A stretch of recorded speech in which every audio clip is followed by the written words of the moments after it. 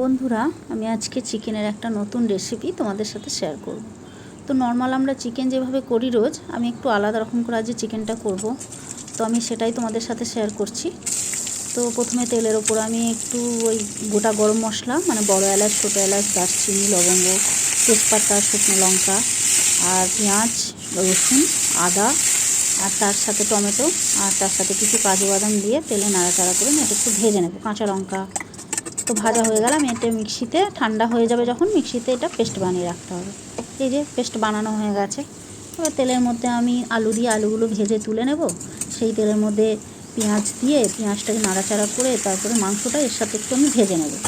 তো যখন লাল লাল কালার এসে যাবে, একটু বাদামি কালার এসে যাবে, ওই যে মশলাটা করা আছে আমার পেস্টটা, ওইটা আমি দিয়ে দেব। তার মধ্যে গুঁড়ো মশলা অ্যাড করব সব রকমের, ধনে গুঁড়ো, জিরে গুঁড়ো, লঙ্কা গুঁড়ো, একটু কাশ্মীরি লঙ্কা গুঁড়ো, হলুদ গুঁড়ো, সব রকম অ্যাড করে লবণ দিয়ে নাড়াচাড়া করতে করতে যখন তেল ছেড়ে যাবে মাংসতে বা কষানো হয়ে যাবে, তখন টক দইটা অ্যাড করতে হবে। ফ্যাটানো টক দইটা আমি দিয়ে দেব।